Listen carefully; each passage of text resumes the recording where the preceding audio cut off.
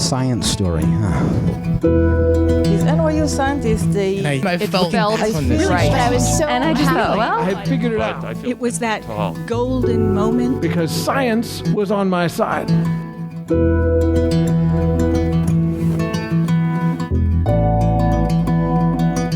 Hi everyone, I'm Ben Lilly, and welcome to the Story Collider, where we bring you true personal stories about science. This week we're bringing you stories of standard deviation, from a New York City ER doctor's strange case in the middle of the night to a teenager's dangerous hobby of collecting venomous snakes. Our first story this week is from Bess Stillman. It was recorded in December 2016 at Union Hall in Brooklyn. The theme was Science and the City. It's 3 a.m. during a Saturday overnight shift in the ER when a patient comes in with a chief complaint of rectal pain. And because I'm the overnight physician, I know this is going to be a pain in my butt too. Because nobody comes to the ER at this hour with that complaint if it's something nice and normal, like hemorrhoids. The good news is that I have a medical student working with me that night. And he has come all the way from a medical school in Kansas because, as he tells me, there is nowhere like New York City to do your emergency medicine clerkship. I mean, just the cross-section of humanity. There's the citizens and the immigrants, there's the haves and the have-nots, there's the gunshots, and there's the stab wounds, and there's the heart attacks and the strokes and the sane, the not sane, the criminally insane. You guys have everything, and what the stress must be doing to the inside of 8 million bodies, and they're all gonna come through the door, and I'm gonna learn from them. So yeah, he's a little intense. And when he looks at me, I can't tell if he wants to wear my skin or absorb my knowledge. But he is enthusiastic, which means that all of the things that I hated doing as a student and that I still hate doing, I get to pawn off on him, as long as I frame it as a learning experience. You know, don't judge me. Judge the system. So I send him in to see this guy. He comes back out, and my student presents to me. The patient is a 45-year-old man who presents with a chief complaint of rectal pain. It started 3 hours ago while sitting in his favorite chair doing a crossword puzzle in purple ink, his favorite color. It's a 7 out of 10 on a pain scale. It's sharp, non-radiating, and not associated with vomiting or diarrhea. Okay. So then I go in to see the patient, and I get the exact same story. I mean, down to the detail of the purple ink. And so now I know something's up, because nobody tells the same story twice unless they've practiced it. So I go back to my student, and I say, okay, why don't you tell me what you think is wrong with this guy? So very excitedly, he says, well, it could be cholecystitis, cholelithiasis, sigmoid volvulus, cecal volvulus, appendicitis, a kidney stone. Okay, I say, maybe. I think he has something up his butt. My student turns red. No way, I checked. Which is actually the one thing you are never supposed to do. I mean, just like you wouldn't stick your finger in a hole in the ground just in case a small animal comes up and bites it off, you never put your hands anywhere inside a patient where you think something is hiding. I mean, I've found needles, I've found sharp objects, things that people have stuck up there to hide from the police or to purposefully hurt you with. So now my student is just staring at his hands. It's like searching for imaginary damage, and he looks traumatized. And I say, it's okay, just don't do it again. And why don't we get this guy an x-ray? So by now, word has gotten out that there's a code brown in the ER. Which is exactly what it sounds like. So the radiology suite is just packed with doctors and nurses and techs, all just staring at this large monitor where the images are going to show up. And we look like a bunch of curious owls. We're just kind of... I mean, there's something up there, but we can't really tell what it is. And I flip the image 180 degrees, and there. I see it. It's a little man. At least I think it's a little man. There's this really large bulbous head, these 2 skinny arms, 2 skinny legs. I mean, this is Ken. He has strayed so far from Barbie. So I ask my student, why don't you point out what you see? Because I really want to be a good teacher in this moment. I mean, he has come so far to learn from me, but I know that I'm not really teaching him anything about how to read an x-ray. I mean, I am teaching him how to lose faith in humanity, which, to be fair, is exactly the kind of lesson you would come to New York City to learn. So to try to make it up to him, I ask if he would like to do the honors and remove the object himself. He replies that, oh, you know, he has just decided to become a radiologist so that he never has to touch a patient again. This seems fair. So I go back to the patient's room. Sir, anything you forgot to tell us? No, he says. I mean anything. Anything at all. No, God, I mean, I love how committed he is to this story. So I go along with it and I say, well, this may come as a shock to you. But there appears to be a tiny man in your bottom. He says, I mean, actually during the pearl clasp. Do you know how this must have happened? Oh, tell me. Please tell me. Well, you know, my brother and his kid are staying with me. They're visiting from out of town. And you know how kids are. He leaves his toys just everywhere, just like Hot Wheels and things that you can slide on. And well, you know, last night I took a late night shower after they went to bed. So I walked back to my room wearing just a little towel and I slipped on something and bam, I hit the ground so hard. And that must have been when... Yeah, I say, that must have been when... How about we get that out there for you? Where do I sign? He says, and he actually reaches behind him and he pulls his purple pen right out of his backpack. I will spare you the gory details, but I will tell you that it was a breech birth. The gentleman came out feet first. And when he did, we saw that it wasn't just a man. It was a spaceman. It was Buzz Lightyear. The nurse I'm working with comes up behind me holding a biohazard baggie, and she opens it and whispers in my ear, "You've got a friend in me." And I drop Buzz into the bag, and I shut it, and I just start taking off across the ER. And my student trails me. He goes, "Where are we going?" And I so badly want to say, "To infinity and beyond." But I don't, because really we're just going to the locker room, where we actually keep a bucket in a locker that is filled with things we have pulled out of people that week. Right now there are 2 Hot Wheels, a headless Barbie, and a crack pipe. So I drop Buzz into the bucket and I look at the clock and I see that it's only 3 a.m. I mean, the night's still young. East Village is just getting started. So I wonder aloud, you know, what else do you think we're going to pull out of someone tonight?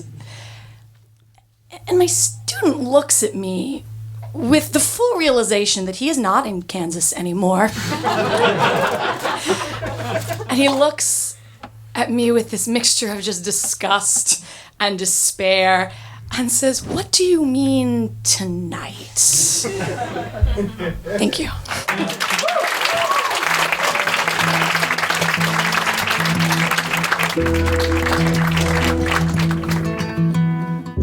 That was Bess Stillman.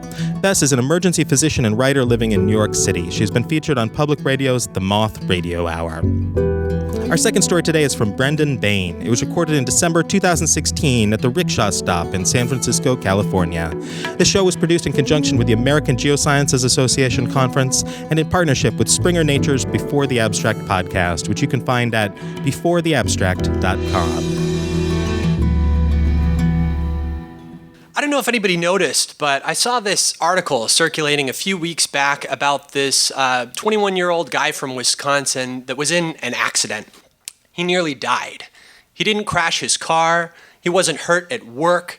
He was bitten by his pet king cobra that he kept in his apartment.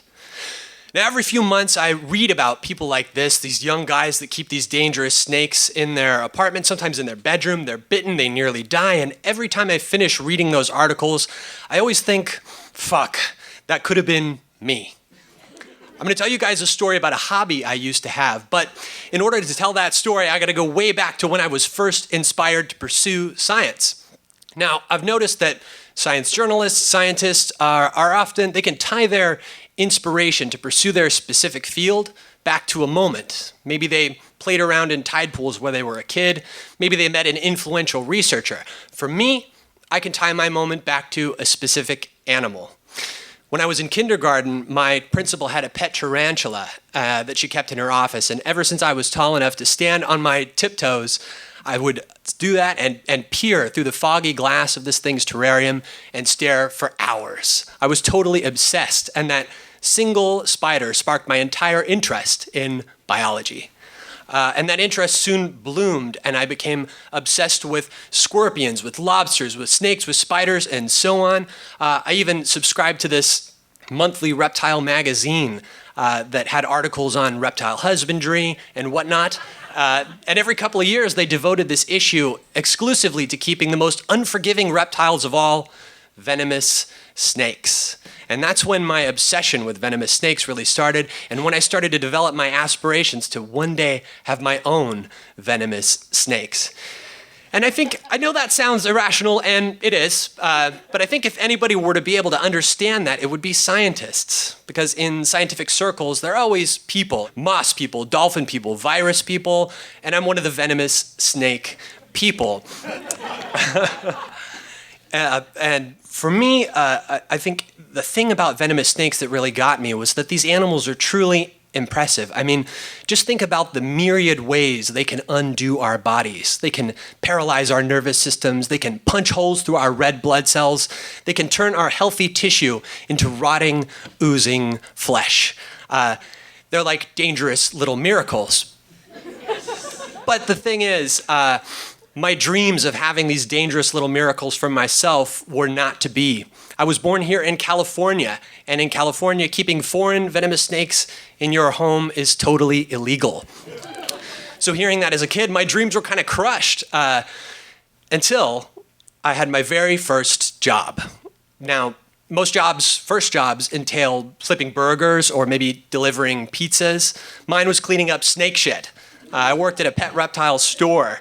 I don't know if anyone has seen what a 10-foot Burmese python can turn an adult rabbit into, but it's fucking gross and cool.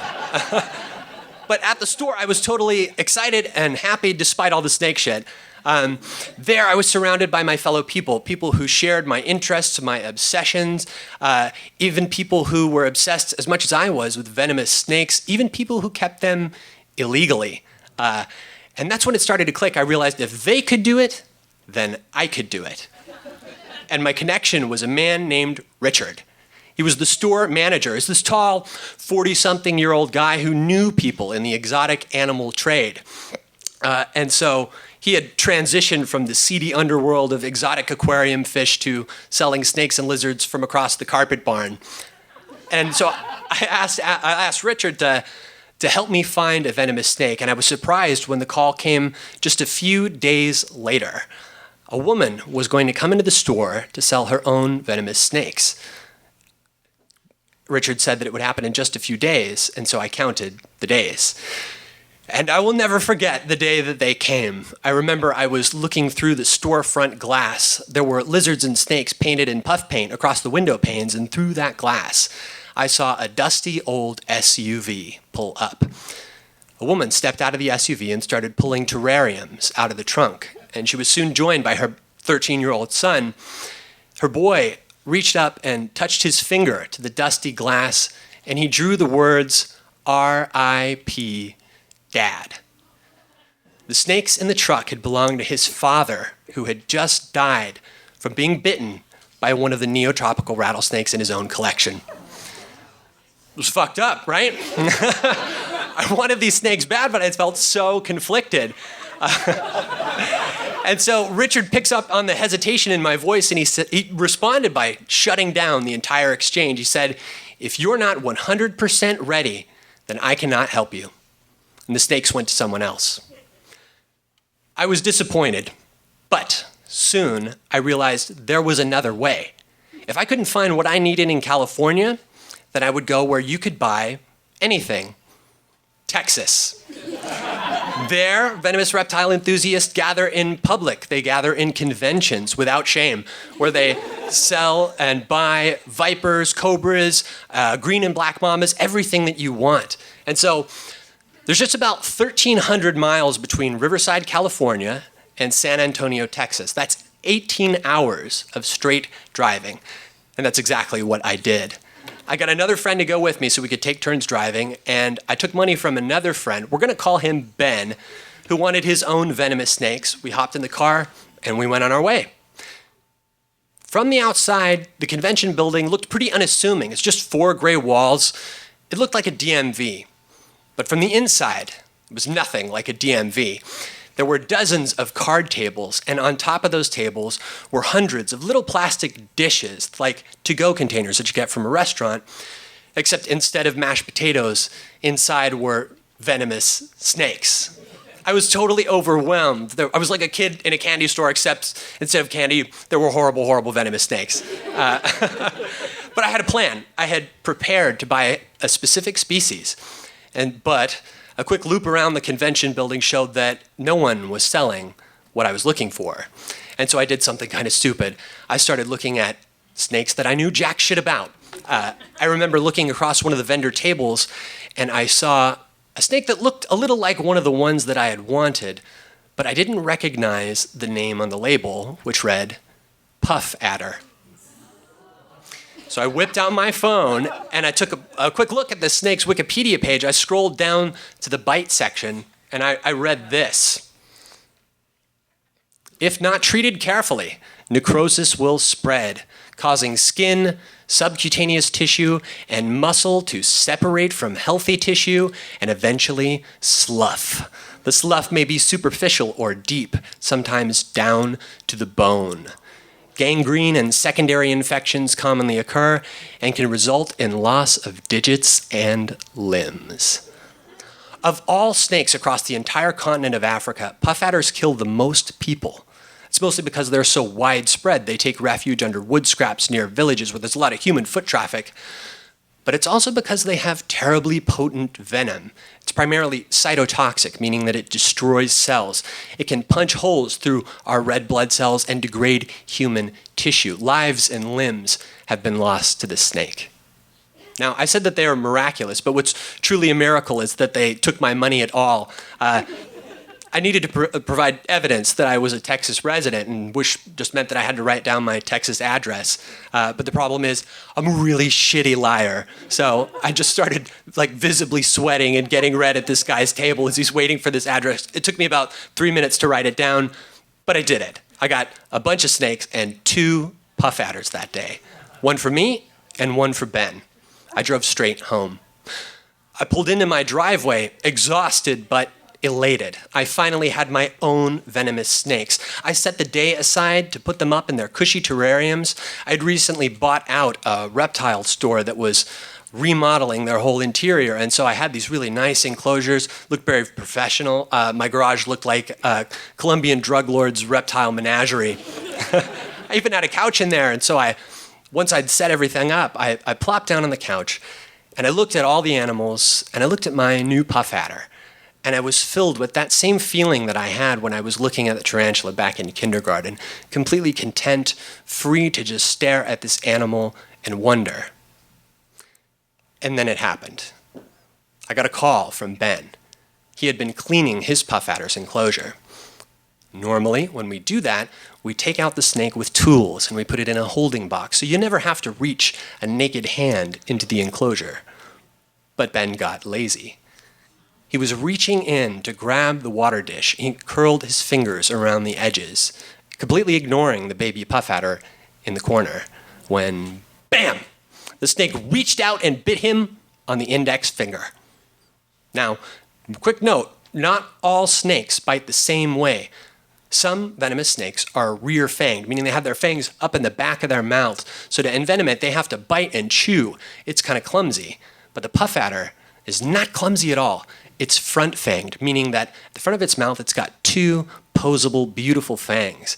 So instead of this clumsy bite and chew, imagine a fist with these two hypodermic posable needles just death-punching Ben right in the finger. But he thought pretty quickly. He grabbed his finger pad and he started to squeeze, and he saw two milky yellow beads of venom push out from the wound and started mixing with his crimson blood. That same venom that could liquefy human tissue was now pumping through his veins. Ben did not die, nor did he lose his finger, but he was in the hospital for a few days. He pissed blood for about 24 hours. Now, this hadn't clicked when I had spent all this time reading about the horrendous things these snakes could do, and it hadn't clicked when I met a widow and her son. It only finally started to click after Ben. I realized that despite all the joy that these animals brought me, what I was doing wasn't quite fair. I was going to move to university soon, and I was probably going to have roommates. And of course, every roommate has their flaws. You know, there's the guy that doesn't wash his dishes, or the girl that borrows your makeup without asking. I didn't want to be the guy that had inadvertently killed his friends by keeping Africa's deadliest snake underneath his bed. And there was also the case of my family. My parents have been so understanding about this ever since I was so little.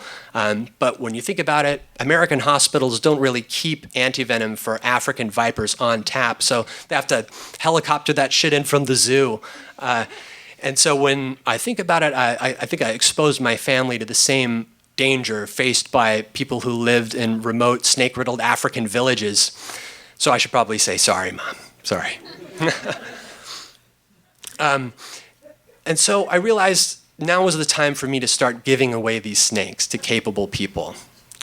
And then around the same time, I had a change of philosophy where I realized that keeping animals inside of enclosures for my own pleasure wasn't really the most ethical thing that I could do.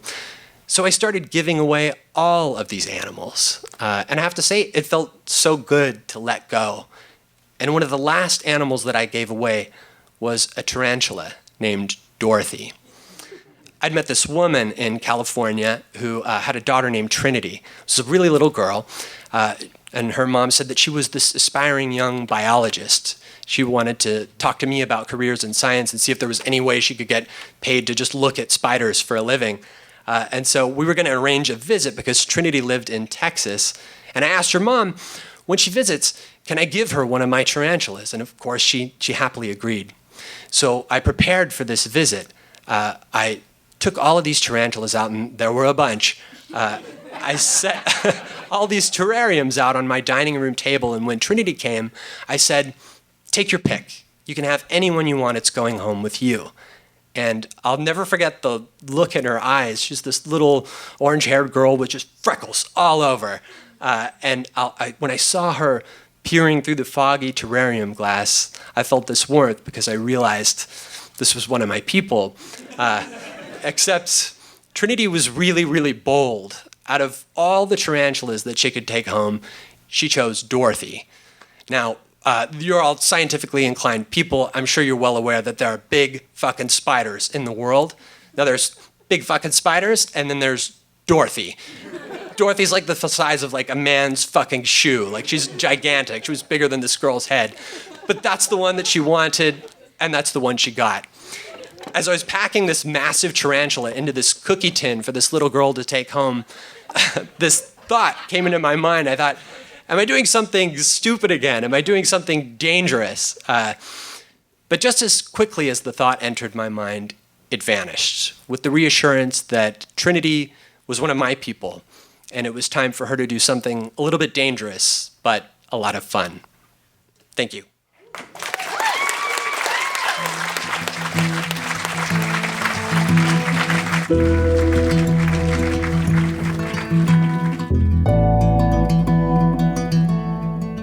That was Brendan Bain. Brendan is a freelance science communicator and recent graduate of the UC Santa Cruz Science Communication Program. In the cloud forests of Costa Rica, he studied how tarantulas communicate their romantic intentions. Basically, he says they twerk. If you enjoyed today's story or are a fan of the podcast, please consider subscribing or writing us a review on iTunes. It helps us climb up the rankings, and that helps new listeners find the podcast. The Story Collider is grateful for the support of the Tiffany & Company Foundation and of Science Sandbox, a Simons Foundation initiative dedicated to engaging everyone with the process of science. The Story Collider is produced by me, Liz Neely, Aaron Barker, Ari Daniel, Christine Gentry, Shane Hanlon, Rosie Waldron, Cassie Soliday, and Nissa Greenberg, with help from Farah Ahmad, Eli Chen, and Skylar Bear. The podcast is produced by Zoe Saunders, and the theme music is by Ghost. Special thanks to Union Hall and the Rickshaw Stop for hosting these shows, and to Buzz Lightyear for going to infinity and beyond. Thanks for listening.